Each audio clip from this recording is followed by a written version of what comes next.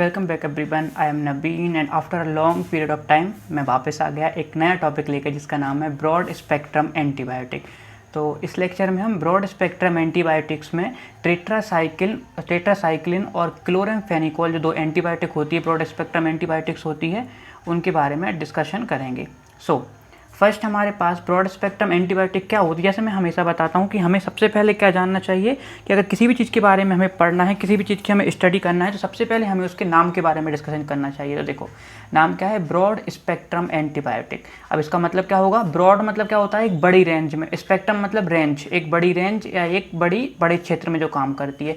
Antibiotics मतलब antibiotic दो word से मिलकर बना है। एंटी मतलब होता है अगेंस्ट और बायोटिक्स का मतलब होता है जीवन के विरुद्ध। जीवन के विरुद्ध मतलब जो माइक्रोबैक्टीरियाज वगैरह हैं या जो अदर बैक्टीरियाज है वहाँ पर माइक्रो ऑर्गेनिज्म प्रेजेंट हैं, उनके अगेंस्ट में ये काम करती हैं।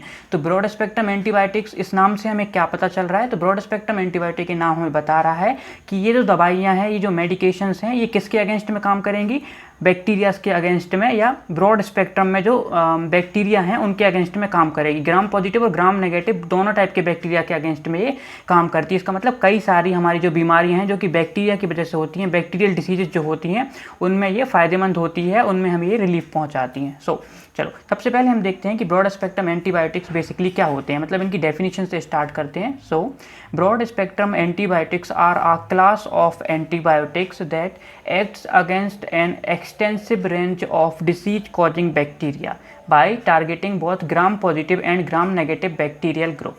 तो ब्रॉड स्पेक्ट्रम एंटीबायोटिक्स बेसिकली क्या है, एक क्लास है एंटीबायोटिक्स की, मतलब एंटीबायोटिक्स का एक क्लासिफिकेशन है जो extensive range of disease causing bacteria के अगेंस्ट काम करता है। मतलब कई सारे डिसीज कॉज करने वाले बैक्टीरिया के अगेंस्ट में काम करती हैं और टारगेट करती है ग्राम पॉजिटिव और ग्राम नेगेटिव दोनों टाइप के बैक्टीरियल ग्रुप्स को। मतलब ग्राम पॉजिटिव बैक्टीरिया हैं उनको भी ये नष्ट करेगी, खत्म करेगी, और ग्राम नेगेटिव बैक्टीरियल ग्रुप हैं उनके अगेंस्ट में भी काम करेगी। अब ये आपको बताना है कि ग्राम पॉजिटिव और ग्राम नेगेटिव बैक्टीरियल ग्रुप क्या होता है, और अगर नहीं पता है तो कमेंट करना, मैं इसके बारे में एक सेपरेट वीडियो बनाऊंगा माइक्रोबायोलॉजी के जो लेक्चर्स होते हैं उनमें। अब इनके हम एग्जाम्पल्स देखते हैं। तो बेसिकली हम यहाँ पे दो मेडिकेशंस के बारे में डिस्कस करने वाले हैं। क्लासिफिकेशन में और भी आती हैं, बट हम यहाँ पे टेट्रासाइक्लिन और क्लोरामफेनिकोल दो जो मेडिकेशंस हैं, दो जो ब्रॉड स्पेक्ट्रम एंटीबायोटिक हैं, उनके बारे में डिस्कशन करेंगे।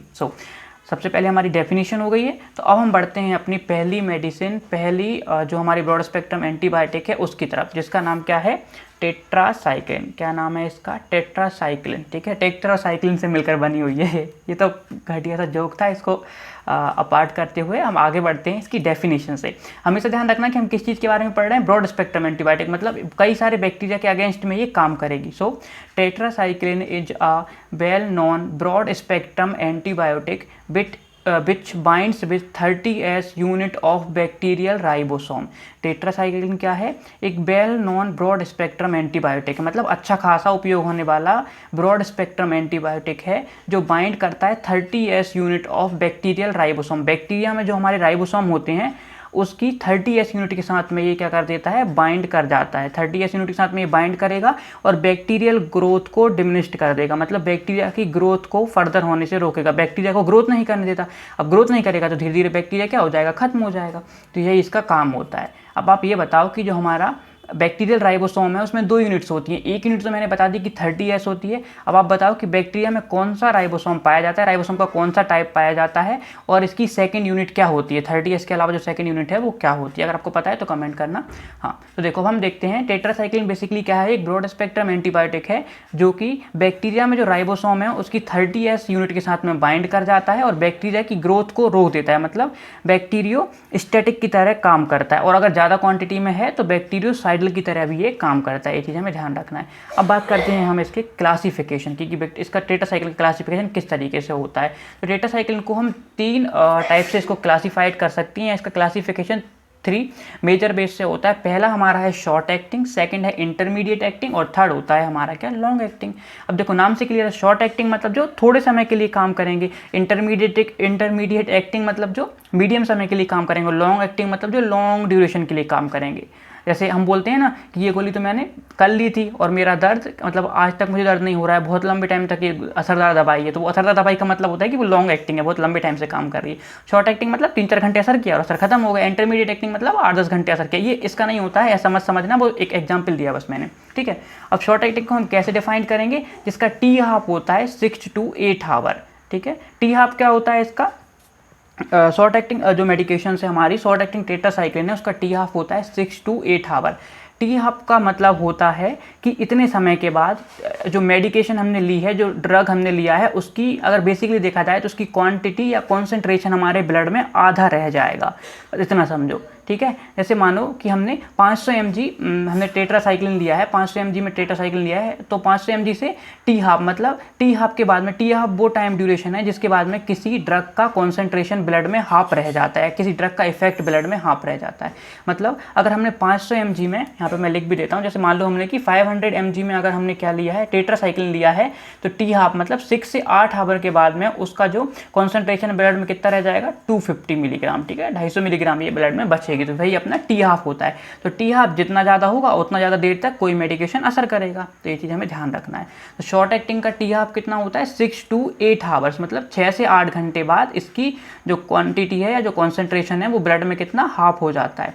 इसके 2 एग्जाम्पल होती हैं, टेट्रासाइक्लिन और ऑक्सीटेट्रासाइक्लिन। कौन कौन से हैं इसमें, टेट्रासाइक्लिन और ऑक्सीटेट्रासाइक्लिन। अब आती है इंटरमीडिएट एक्टिंग। इंटरमीडिएट एक्टिंग मतलब शॉर्ट एक्टिंग से जो ज़्यादा काम करेगी लेकिन लॉन्ग एक्टिंग से कम। चलो तो हम देखते हैं कि इंटरमीडिएट का टी हाफ कितना है। तो इंटरमीडिएट का टी हाफ होता है 12 आवर्स, मतलब 12 आवर के बाद में, 12 घंटे के बाद में हमने अगर 500 mg का हमने 500 mg टेट्रासाइक्लिन ली है तो ब्लड में कितनी बचेगी, 250 mg, मतलब 250 मिलीग्राम वो हमारे ब्लड में बचेगी। और इसका एग्जाम्पल क्या होता है हमारा, क्लोसाइक्लिन। क्या एग्जाम्पल है इसका, डेमिक्लोसाइक्लिन। ये हमें ध्यान रखना है। शॉर्ट एक्टिंग का था टेट्रासाइक्लिन और ऑक्सीटेट्रासाइक्लिन, इंटरमीडिएट एक्टिंग का होता है डेमिक्लोसाइक्लिन। अब थर्ड आती है हमारे पास लॉन्ग एक्टिंग। लॉन्ग एक्टिंग में लॉन्ग एक्टिंग का टी हाफ कितना होता है, greater than 16 hours, greater than equal to 16 hours, मतलब 16 घंटे या उससे ज़्यादा इसका क्या होता है हमारा टी हाफ होता है।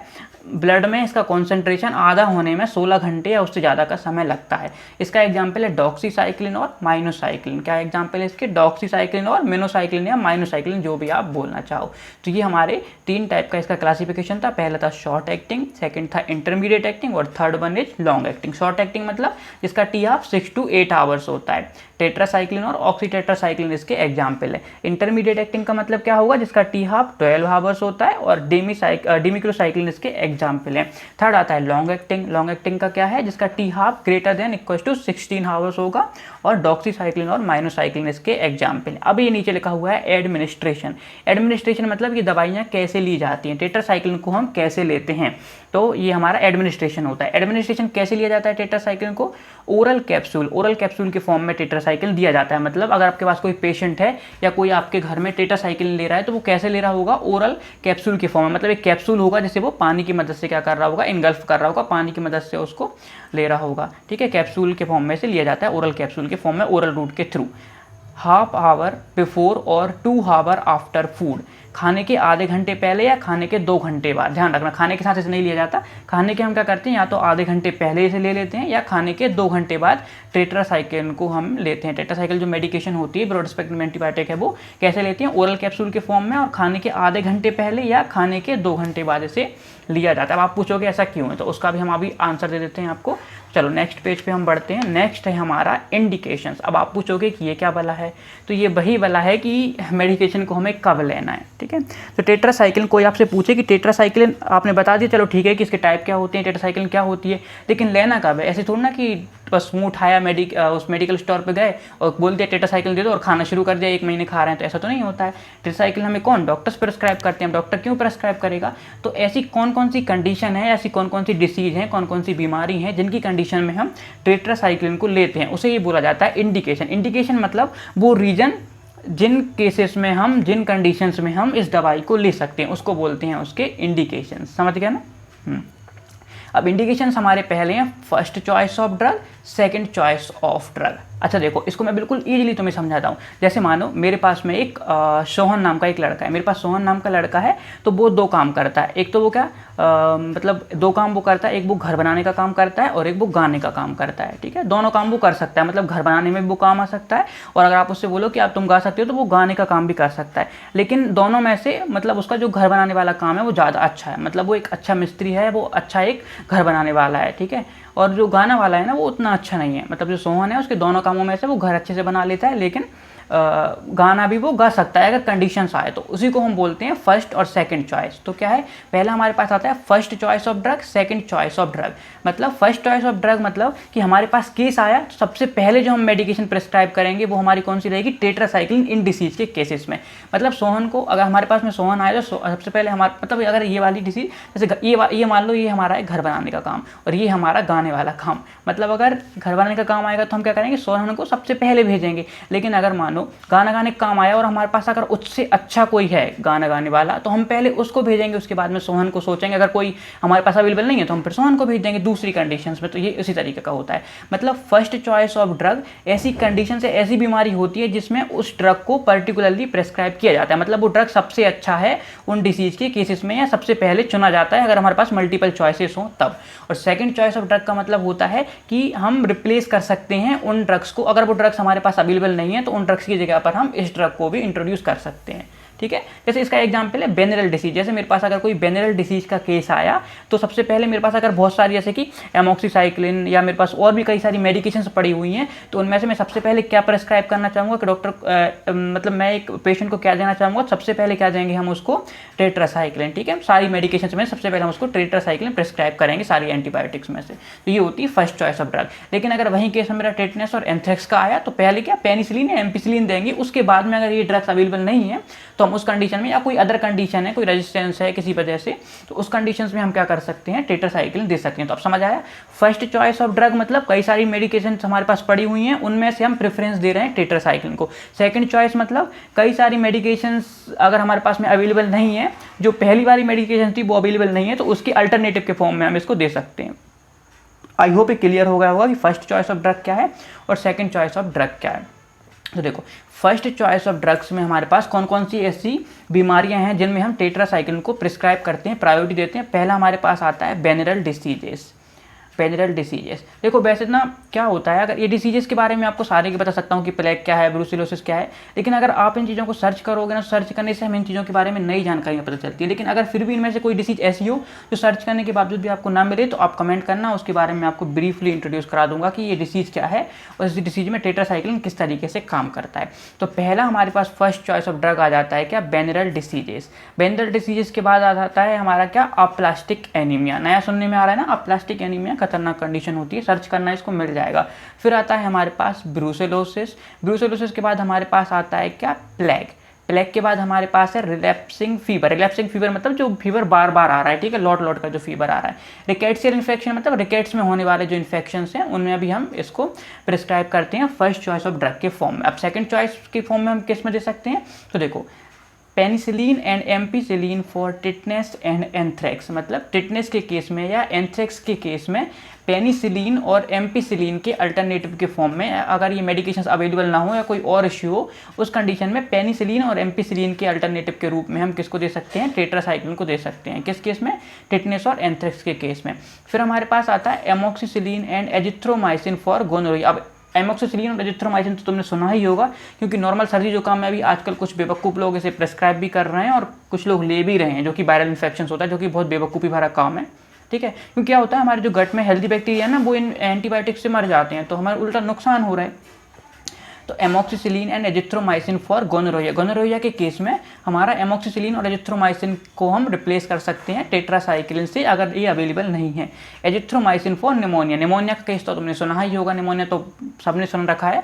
तो निमोनिया के केस में अगर एजिथ्रोमाइसिन के बाद हम टेट्रासाइक्लिन को प्रिस्क्राइब कर सकते हैं, अगर हमारा एजिथ्रोमाइसिन काम नहीं कर रहा है, या फिर एजिथ्रोमाइसिन से कोई रेजिस्टिविटी है किसी तरह की, या कोई और इश्यू है, उस कंडीशन में हम टेट्रासाइक्लिन भी दे सकते हैं अपने पेशेंट को। अब हमारे पास आते हैं कॉन्ट्राइंडिकेशंस। कॉन्ट्राइंडिकेशंस क्या होते हैं, तो कॉन्ट्राइंडिकेशंस मतलब ऐसी कंडीशन जहां पे हमें उस ड्रग को प्रिस्क्राइब नहीं करना है।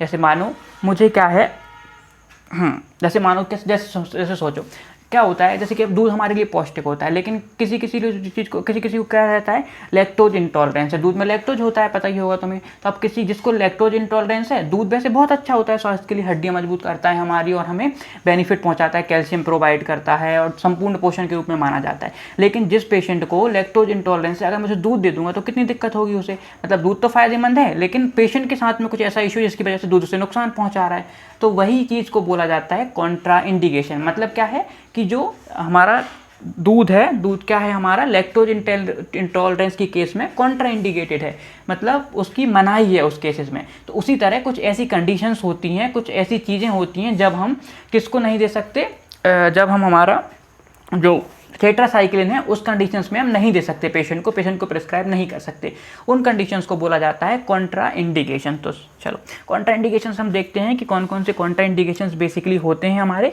तो पहला हमारा जो कॉन्ट्रा इंडिकेशन है वो है pregnancy and lactation.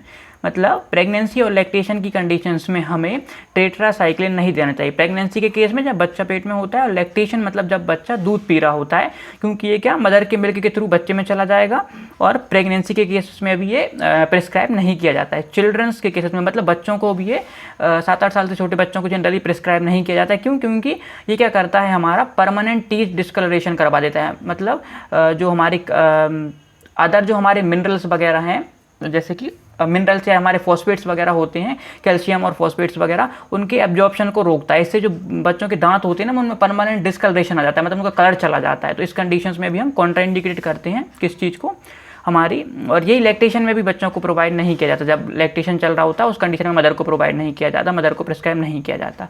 Patient taking एंटा acids या डायूरेटिक्स, जो पेशेंट्स एंटा एसिड या डायूरेटिक्स ले रहे हैं, एंटा एसिड्स मतलब एसिडिटी को कम करने वाली दवाइयाँ, और डायूरेटिक्स मतलब यूरिन के फ्लो को बढ़ाने वाली दवाइयाँ, मतलब यूरिन का जो कंटेंट है उसको बढ़ाने वाली, ठीक है, डायूरेटिक्स उनको बोला जाता है। जैसे कॉफ़ी एक डायूरेटिक है, मतलब कि क्या करेगी, बॉडी से ज़्यादा पानी को बाहर निकालना है तो यूरिन ज़्यादा बनेगा। उन केसेस में भी हम क्या करते हैं, क्योंकि जो हमारा टेट्रासाइक्लिन है ना, ये टेट्रासाइक्लिन क्या करता है, इनके एब्जॉर्प्शन को कम कर देता है, मतलब एंटा एसिड और डायूरेटिक्स के जो हमारे एब्जॉर्प्शन है उनको कम कर देता है। इसके अलावा एक बर्न फैक्टर भी होता है यहाँ पे डायूरेटिक्स के केस में, उसको मैं कभी फर्दर एक्सप्लेन करूँगा, उसकी अभी यहाँ पे नीड नहीं है, बट वो भी होता है। उस वजह से भी हम क्या यहाँ पे नहीं देते हैं, टेट्रासाइक्लिन को प्रिस्क्राइब नहीं करते हैं। Do not mix with injectable penicillin, penicillin के साथ में जो इंजेक्शन में हम पेनिसिलिन मिला रखा है, हमने पहले से सिरिंज में पेनिसिलिन भर रखा है, तो उसमें हमें टेट्रासाइक्लिन को मिक्स नहीं करना है, क्योंकि एक दूसरे के एब्जॉर्प्शन को ये क्या करेंगे, सफ़र करेगा एक दूसरे का एब्जॉर्प्शन की वजह से, मतलब एक को दूसरा एब्जॉर्ब नहीं होने देता ठीक से।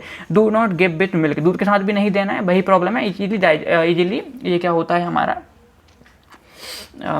इजीली हमारा एब्जॉर्ब नहीं हो पाता, इसकी वजह दूध के साथ भी से नहीं दिया जाता है। तो प्रेगनेंसी एंड लैक्टेशन मतलब जब मदर प्रेगनेंसी की कंडीशन है या लैक्टेशन की कंडीशन है, वहाँ पे हमें जब बच्चा दूध पी रहा है उस कंडीशन में मदर को नहीं देना है। बच्चों को भी जनरली नहीं दिया जाता है, 7-8 साल से छोटे जो बच्चे होते हैं। पेशेंट टेकिंग एंटा एसिड, जो एंटा एसिड मतलब एसिडिटी वाली दवाइयाँ ले रहे हैं और डायूरेटिक्स वगैरह जो ले रहे हैं, उन पेशेंट्स को भी प्रिस्क्राइब नहीं की जाती। Do not mix with injectable penicillin, injectable penicillin की कंडीशंस में भी हम इसमें ऐड नहीं करते हैं। और do not give with milk, milk के साथ भी इसे नहीं दिया जाता है। अब आप बोलोगे कि हमने देखा है कि दोनों चीज़ें साथ चलती रहती हैं, तो या तो देखो क्या होता है, ये एक बुक वाली कंडीशन है, मतलब बुक में ये चीज़ें लिखी हुई हैं, लेकिन हमेशा ऐसा नहीं होता है। क्लिनिकली चीज़ों को देखना पड़ता है, समझना पड़ता है, तब जाके हमें और क्लियर होती हैं चीज़ें कि कहाँ देना है कहाँ नहीं देना है। पर ये बेसिक हमारे जो बुक्स में लिखे रहते हैं, जो हमारे बुक्स में कॉन्ट्राइंडिकेशंस हैं, वो हमारी ये गाइडलाइंस हैं कि हमें इस कंडीशंस में नहीं देना है। लेकिन कहीं कहीं आप देखोगे कि प्रेगनेंसी लैक्टेशन केसेस में भी टेट्रासाइक्लिन चल रहा होता है, बल्कि ये छोड़ो, ये तो बहुत नॉर्मल कंडीशन है। मैंने केसेस देखे हैं कि नॉर्मल वायरल फीवर जो कि 1-2 दिन का हुआ है ना, उसमें लोग टेट्रासाइक्लिन दिए जा रहे हैं पेशेंट्स को, कोई नीड नहीं है उसमें, क्योंकि आप भी जानते हो वायरसेस के अगेंस्ट में बैक्टीरियल दवाइयाँ काम नहीं करेंगी, ये पक्की बात है ना, तब वो काम ही नहीं करने वाली हैं, तो उनको लेने का क्या मतलब हो रहा है वहाँ पर। तो देखो ऐसी चीज़ें चलती रहती हैं, लेकिन कॉन्ट्राइंडिकेशंस हमें ध्यान रखना है, क्योंकि अगर हमने कॉन्ट्राइंडिकेशंस को फॉलो नहीं किया और दवाई दे दी और उससे कुछ नुकसान हो गया तो सारी रिस्पॉन्सिबिलिटी हम पे आएगी, ठीक है। तो ये चीज़ हमें ध्यान रखना है।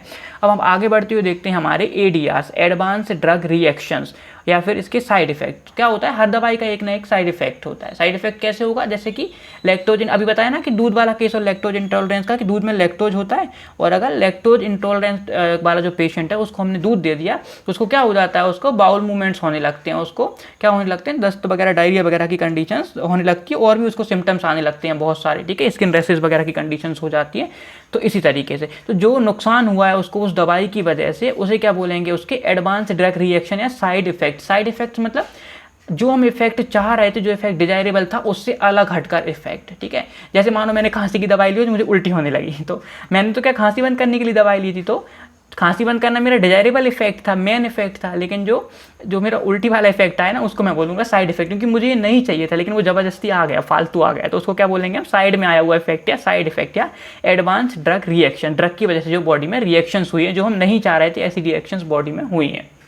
अब देखो, पहली जो एडवांस ड्रग रिएक्शन होती है वो क्या है, इंक्रीज इंट्राक्रेनियल प्रेशर। क्या करता है ये, इंट्राक्रेनियम, जो हमारी क्रेनियम है, जो हमारी खोपड़ी है, जो हमारा ब्रेन है, उसकी जो क्रेनियम है उसके अंदर के प्रेशर को क्या कर देता है, ये इंक्रीज कर देता है। मतलब क्या करेगा, ये हमारा प्रेशर बढ़ाता है, हमारे हेड रीजन में प्रेशर को बढ़ाता है, ब्लड प्रेशर को बढ़ाता है, तो इंक्रीज करता है इंट्राक्रेनियल प्रेशर। फिर इसके अलावा डायबिटीज़ इंसिपिडस का केस यहाँ पे देखने को पड़ता है। एक 1 फैक्टर होता है यार, वो मैं तुम्हें एक्सप्लेन करूँगा फिर कभी। डायबिटीज़ इंसिपिडस के केसेस यहाँ पर देखने को मिलते हैं, जो टेट्रासाइक्लिन लंबे टाइम से ले रहे हैं उनमें डायबिटीज़ इंसिपिडस का केस हो जाता है, ठीक है। इसलिए हमने बताया कि कॉन्ट्रा इंडिकेटेड है कि जो डायबिटिक्स ले रहे हैं उस केस में हमें इनको नहीं देना है। इसके अलावा सुपर इन्फेक्शन मतलब इन्फेक्शन नहीं था लेकिन मेडिकेशन लेने के बाद में अब इन्फेक्शन हो गया, ऐसे केसेस को बोलते हैं सुपर इन्फेक्शन। मतलब दवाई की वजह से कोई इन्फेक्शन हुआ है, दवाई से रिलेटेड कोई इन्फेक्शन हो गया है, उसको हम बोलते हैं सुपर इन्फेक्शन। इसके अलावा इरिटेटिव इफेक्ट ये वो इफेक्ट हैं, अगर आप मेडिकल, पैरामेडिकल, नर्सिंग या किसी भी अदर मेडिकल रीजन से रिलेटेड फील्ड से अगर आप रिलेट करते हो तो आप ये कहीं पर भी चेप करा सकते हो, मतलब कहीं पर भी डाल करा सकते हो। नोसिया, वोमिटिंग, डायरिया वाली कंडीशन हर दवाई के इफेक्ट होते हैं, बस केवल जो उल्टी दस्त वाली दवाइयाँ होती हैं उनको छोड़कर। तो इरिटेटिव इफेक्ट में क्या आता है हमारे पास में, मतलब ये इरिटेशन कर सकता है। कैसा इरिटेशन, एपीगैस्ट्रिक पेन हो सकता है, हमारा जो पेट वाला रीजन है उसमें पेन हो सकता है, नोसिया हो सकता है, वोमिटिंग और डायरिया वाली कंडीशन हो सकती है, ठीक है। तो ये चीज़ हमें ध्यान रखना है। हाइपर सेंसिटिविटी, किसी पेशेंट को हाइपर सेंसिटिविटी हो जाती है दवाई लेने के बाद में, टेट्रासाइक्लिन लेने के बाद में। और क्या कंडीशन देखने को मिलती है उसमें, हमें स्किन रैशेस देखने को मिलेंगे, स्किन पर रैश हो जाएंगे, ataxia, vertigo and exfoliative dermatitis, ये भी स्किन डिसीजेस वगैरह होती हैं सब। तो ataxia, vertigo and exfoliative dermatitis लिख दिया मैंने यहाँ पे, ये डर्मेटाइटिस है। स्किन रैश हो सकते हैं, अटैक्सिया हो सकता है, वर्टिगो हो सकता है और एक्सफोलिएटिव डर्मेटाइटिस हो सकता है। तो ये सारी हमारी कंडीशंस हो जाती हैं टेट्रासाइक्लिन या ब्रॉड स्पेक्ट्रम एंटीबायोटिक टेट्रासाइक्लिन से रिलेटेड। ये सारा हमने कवर कर लिया, कब देना है, कब नहीं देना है, किस क्वांटिटी में देना है, ये डॉक्टर बताएगा आपको। एडीआरस के साइड इफेक्ट कौन कौन से होते हैं, एडवांस ड्रग रिएक्शंस कौन कौन सी होती हैं, ठीक है। अब टेट्रासाइक्लिन के बाद जो हमारा नेक्स्ट ड्रग है उसका नाम है हमारा क्या, क्लोरेमफेनिकोल। टेट्रासाइक्लिन के बाद हम आगे बढ़ते हुए डिस्कस करेंगे किसके बारे में, क्लोरेमफेनिकोल के बारे में, ठीक है। आई थिंक कि तुम्हें बोरिंग तो नहीं लग रहा होगा, क्योंकि एग्जाम में आ जाता है ना तो फिर अच्छे खासे नंबर्स देके जाती हैं ऐसी चीज़ें, और पता भी होना चाहिए कि हम जो मेडिकेशन ले रहे हैं उसके बारे में हमें थोड़ा बेसिक नॉलेज तो होना चाहिए। चलो अब हम बात करते हैं क्लोरेमफेनिकोल के बारे में। अच्छा, जो भी मैंने इसमें डिसीजेज बताई है ना कि कौन सी डिसीज में लेना है, कौन सी डिसीज नहीं लेना है, एक एक डिसीज के बारे में ना तुम अच्छे से जाके पढ़ना, तो तुम्हें खुद से याद हो जाएंगी ना वो चीज़ें। अगर मैं अभी बताते चलूँगा ना तो तुम्हें क्या रहेगा, कन्फ्यूजन रहेगा फिर बाद में कि कहाँ किस डिसीज का क्या बताया। तो पहले तुम सर्च करो, अगर तुम्हें कुछ नहीं मिलता है ना, उस चीज़ के बारे में समझ नहीं आता है कि एप्लास्टिक एनीमिया क्या है, ब्रूसेलोसिस क्या है, डायबिटीज़ इंसिपिडस क्या है, और रिकेट्सियल इन्फेक्शन क्या होता है, रिलैप्सिंग फीवर क्या है, बर्न फैक्टर्स क्या होते हैं, तो इन सब चीज़ों के बारे में मैं अलग से सेपरेट वीडियो बना दूंगा। अगर तुम्हें लगता है ऐसा, या फिर कमेंट सेक्शन के थ्रू, ईमेल के थ्रू तुम क्वेश्चन पूछ लेना, वहाँ पे मैं तुम्हें जवाब दे दूंगा। लेकिन एक बार तुम अगर इसको सर्च करोगे ना तुम्हारे माइंड में चीज़ें हमेशा बनी रहेगी। फिर भी मैं कोशिश कर रहा हूँ कि अगर एक दो डिसीजन नॉर्मल है उनके बारे में बता दूँ तो ठीक रहेगा। अब आती है हमारी क्लोरेमफेनिकोल, तो ये भी वही है, मतलब दोनों भाई हैं, टेट्रासाइक्लिन और chloramphenicol. Chloramphenicol is a broad spectrum antibiotic which binds with 50S unit of bacterial ribosome to prevent bacterial growth.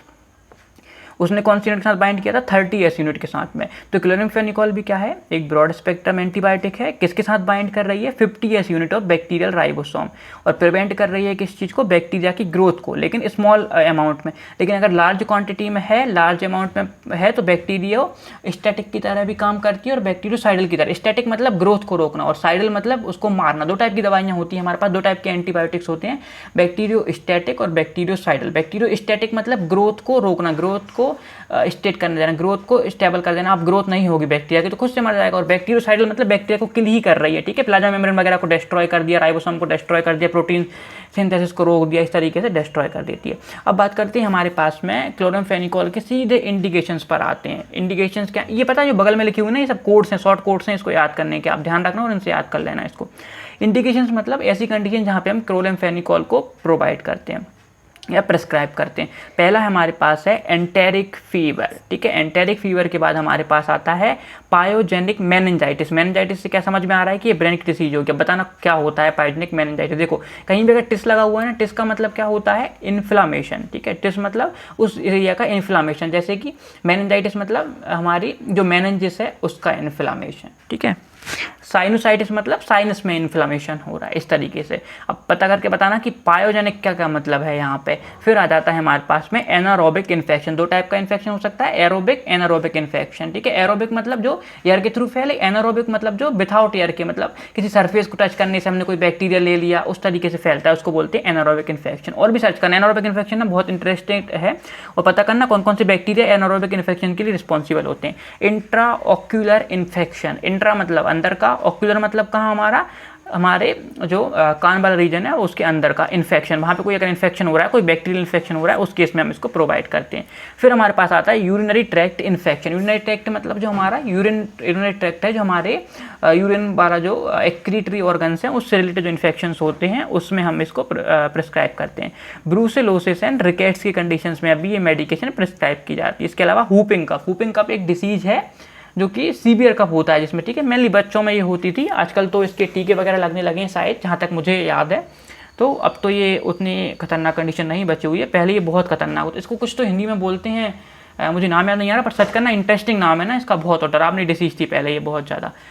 तो ये तो हमारे इंडिकेशंस हो गए। इसका कोड है आप इन बाहरों में यू आइए, ठीक है। आप इन बाहरों में यू आइए। ए मतलब क्या हो जाएगा, एनारोबिक इन्फेक्शन। पी का मतलब हो जाएगा पायोजेनिक मेनिंजाइटिस। इन मतलब इंट्राओक्यूलर इन्फेक्शन। बी मतलब हो जाएगा ब्रूसेलोसिस। एच मतलब हो जाएगा हुपिंग कफ। और आर मतलब हो जाएगा रिकेट्स। और इसके बाद यू मतलब यूरिनरी ट्रैक्ट इन्फेक्शन। और ए मतलब एंटेरिक फीवर, आ मतलब एंटेरिक फीवर। इस तरीके से इसको याद कर लेना। अब आते हैं हमारे पास advance drug reaction. Advance drug reaction मतलब मेडिसिन के कौन कौन से साइड इफेक्ट हमें देखने को मिलेंगे। क्लोरामफेनिकोल अगर कोई पेशेंट ले रहा है तो उसमें कौन कौन से साइड इफेक्ट हो सकते हैं, होंगे, ये पक्का नहीं है, हो सकते हैं ऐसा बोल रहा हूँ मैं, ठीक है। हमेशा नहीं होते हैं, किसी किसी पेशेंट में देखने को मिल जाते हैं, या फिर गलत तरीके से लोगे तो होंगे ही, जनरल सी बात है। अब देखो पहला आता है हमारे पास bone marrow depression. Bone marrow depression मतलब बोन मैरो को काम क्या होता है, हमारी जो ब्लड सेल्स हैं उनका प्रोडक्शन करना। तो इसका मतलब क्या है, क्लोरामफेनिकोल अगर ज़्यादा लंबे समय तक लिया जाए तो ये बोन मैरो डिप्रेशन कर देगा, मतलब बोन मैरो की प्रोडक्टिविटी को घटा देगा। वहाँ से हमारी ब्लड सेल्स हैं वो धीरे धीरे बनना क्या हो जाएंगी, कम हो जाएंगी। सुपर इन्फेक्शन, सुपर इन्फेक्शन मतलब वही जो मेडिकेशन लेने की वजह से इन्फेक्शन हुआ, इसको सुपर इन्फेक्शन बोलते हैं। ग्रे बेबी सिंड्रोम बहुत इंटरेस्टिंग चीज़ है, इसको जरूर सर्च करना कि ग्रे बेबी सिंड्रोम क्या होती है। इस डिसीज़ के बारे में ना पढ़ने में खुद से बहुत मजा आता है। फिर मैं बताऊंगा कि ग्रे बेबी सिंड्रोम क्या होती है, अगर तुम्हें समझ नहीं आता है तो। फिर आती है हाइपर सेंसिटिविटी। हाइपर सेंसिटिविटी मतलब बहुत ज़्यादा सेंसिटिविटी हो गई किसी दवाई की वजह से, क्या जैसे कि रैशेस हो गए बॉडी में, फीवर आ रहा है, एट्रोपिक ग्लोसाइटिस देखने को मिल सकती है, या एंजियोडर्मा की कंडीशंस भी आपको देखने को मिल सकती है। मतलब सोचो सीवियर डिसीजेस तक हो सकती हैं अगर तुम क्लोरामफेनिकोल जैसी दवाइयों को विदाउट प्रिस्क्रिप्शन के और फालतू में लोगे तो। सीधी बात, फालतू में लोगे तो, ऐसा बोलने का मतलब जहाँ जरूरत नहीं है वहाँ पे ले रहे हो तब। अगला आता है इरिटेटिव इफेक्ट। इरिटेशन कर सकते हैं जैसे नोसिया, वोमिटिंग, डायरिया, सदाबहार है तो हमारे जहाँ भी है वहाँ पर चिप करा जाओ, नोसिया, वोमिटिंग, डायरिया। और पेन और इंजरीज मतलब कहीं पर अगर इंजरी हुई है, कहीं चोट लगी तो उसमें दर्द हो सकता है, इसकी वजह से इरिटेटिव इफेक्ट देखने को मिल सकते हैं। तो ये हुए हमारे क्या ब्रॉड स्पेक्ट्रम एंटीबायोटिक। पहला था टेट्रासाइक्लिन और सेकंड है क्लोरामफेनिकोल। दोनों दवाइयाँ बहुत ज़्यादा अच्छी दवाइयाँ हैं। एंटीबायोटिक्स के केसेस में ब्रॉड स्पेक्ट्रम काम करती है, मतलब ग्राम पॉजिटिव और ग्राम नेगेटिव दोनों टाइप के बैक्टीरियाज को ये का इनकाउंटर करती है, दोनों टाइप के बैक्टीरिया से लड़ती है, उनकी ग्रोथ को रोकती है, उन्हें मारती है। लेकिन हमें कैसे लेना है, एक अच्छे खासे डॉक्टर, अच्छे खासे क्या होता है, एक अच्छे डॉक्टर्स के प्रिस्क्रिप्शन पे हमें दवाइयाँ लेनी है और इसके निश्चित डोज को पूरा करना है, जितना डोज है उतना कंप्लीट करना है ताकि बैक्टीरिया पूरी तरीके से खत्म हो जाएं, और उससे ज़्यादा ओवरडोज नहीं करना है वरना ये नुकसान भी पहुँचाती हैं। मतलब एडवांस ड्रग रिएक्शंस करती हैं ये चीज़ हमें ध्यान रखना है। So thank you for watching this video. I hope कि सारी चीज़ें आपको क्लियर हो गई होंगी। हाँ, जो डिसीजेस वगैरह और जो कुछ नई चीज़ें आई जैसे कि बर्न फैक्टर हो गए, हमारा bone marrow depression, grey baby syndrome, anaerobic infection, UTIs, whooping cough वगैरह, ब्रूसिलोसिस हो गया, एंटेरिक फीवर्स हो गए, ये सारी चीज़ें पहले एक बार सर्च करना, उनके बारे में अच्छे से पढ़ना, और अगर वहाँ पे कहीं कोई चीज़ अटकती है तो फिर वो मुझे पूछना कमेंट सेक्शन के थ्रू। मैं तुम्हें एक्सप्लेन करूँगा कि वो चीज़ क्या होती है, जितना अच्छे से मैं एक्सप्लेन कर पाऊँगा। ठीक है, क्योंकि अगर मैंने सबको यहाँ पे बताना शुरू कर दिया तो बहुत लंबा टाइम लग जाएगा, और वीडियो ऑलरेडी ना 30 मिनट का हो चुका है, तो तुम लोग भी ना बोर हो जाओगे। तो हम टॉपिक पर रहते हैं, फालतू चीज़ों में तो नहीं जाते हैं, फालतू नहीं, सॉरी, काम की चीज़ों में तुम लोग चले जाना। मैं इतना ही टॉक करके इसको ख़त्म करता हूँ। So thank you for watching this video, और अगर कोई कन्फ्यूजन हो तो कमेंट सेक्शन के थ्रू जरूर पूछ लेना। Bye bye.